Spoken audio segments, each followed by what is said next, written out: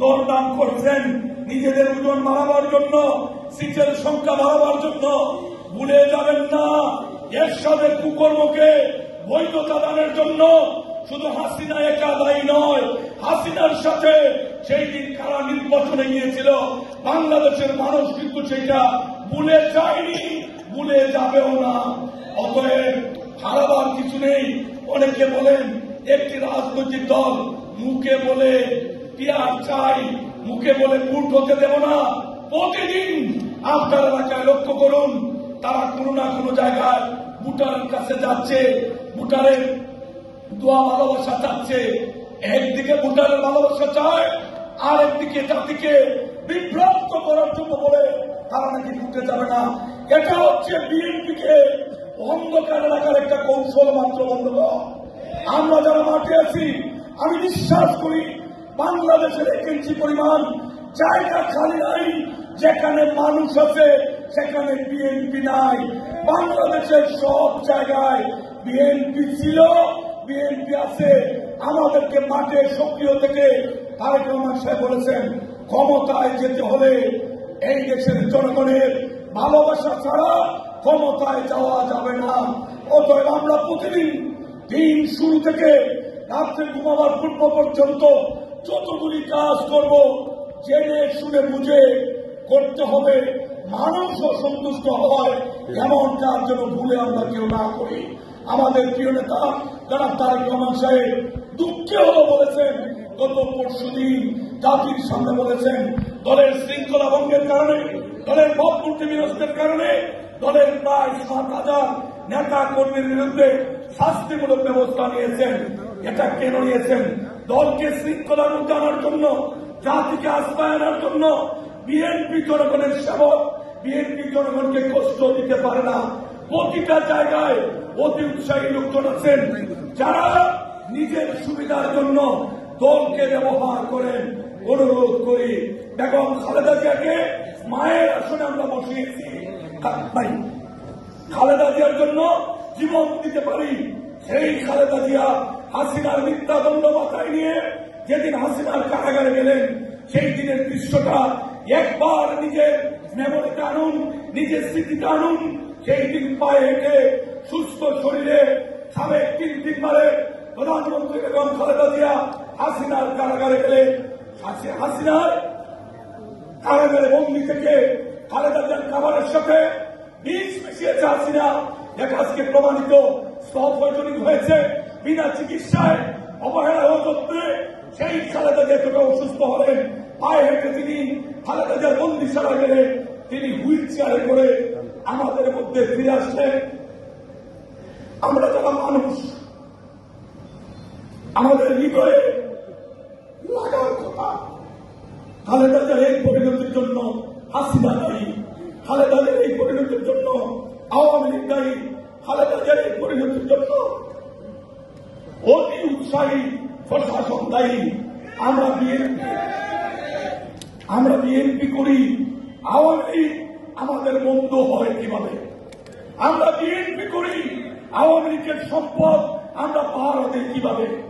আমরা বিএনপি করি, আওয়ামী লীগ আমাদের ব্যবসায়ী পার্টনার হয় কিভাবে? এটা মুনাফিক। যারা এগুলো করেন, সত্যের পক্ষে ফিরে আসুন, ন্যায়ের পক্ষে ফিরে আসুন। আল্লাহ বরদাস্ত করতে পারেন না। প্রিয় নেতা তারেক রহমান সাহেব সুস্থ শরীর নিয়ে এই ওয়ান ইলেভেনের সময় গ্রেফতার হয়েছে। দীর্ঘ সময় উনার সাথে আমি ঢাকা কারাগারে বন্দী ছিলাম। উনার সাথে ঢাকা কারাগারে একাধিকবার দেখা করেছি। যে প্রিয় নেতা পায়ে হেঁটে সেই দিন রিমান্ডে গিয়েছিলেন, সেই প্রিয় নেতা বঙ্গুত্তর দিকে ঠেলে দিয়ে বিদেশে চিকিৎসার জন্য গেলেন। আজকে 1 যুগ হয়ে গেল, উনি নিজের মাতৃভূমিতে ফিরে আসতে পারছেন না। এই আওয়ামী লীগের মিথ্যা মামলার এই বেড়াজালে পড়ে 1 যুগের বেশি প্রিয় নেতা লন্ডনে, আর আমরা নিজেরা কে ক্ষমতা নেব, কে এমপি হব, কে মন্ত্রী হব, কে জেলার সভাপতি সেক্রেটারি হব, আমরা দ্বন্দ্ব করি। অনেকে সেই সময় ভুলে গেছেন, আমাদের কাছে ছিলেন না, নেতার আদেশ সেদিন আপনাদের কান পর্যন্ত পৌঁছায় নাই। আমরা যারা গুলিবিদ্ধ হয়েছি, আমরা যারা রক্তাক্ত হয়েছি, আমাদের চিকিৎসা পর্যন্ত আপনারা খোঁজখবর নেননি। জেলে যাবেন অনেক দূরের কথা। এটা বুঝতে হবে, যে জুলুম উপেক্ষা করে আমরা বিএনপি করি। যারা সেদিন যে জুলুম কেটেছি, এর মানে এই না আমরা বিএনপির ভাবমূর্তি বিনষ্ট করব, এটা দল বরদাস্ত করতে পারে না। তাই আজকে দলের সম্মেলন সুন্দর একটি পরিবেশে এত সুন্দর সম্মেলন হচ্ছে। অনুরোধ করে গেলাম, আগামী দিন আমাদের জন্য শুভ দিন অপেক্ষা করছে। অনেকে বলছেন কঠিন দিন। আমি মনে করি যদি আমরা ঐক্যবদ্ধ করতে পারি, কোন অপশক্তি, সেটা দেশি হোক সেটা বিদেশি হোক, আমাদেরকে রুখতে পারবে না ইনশাআল্লাহ।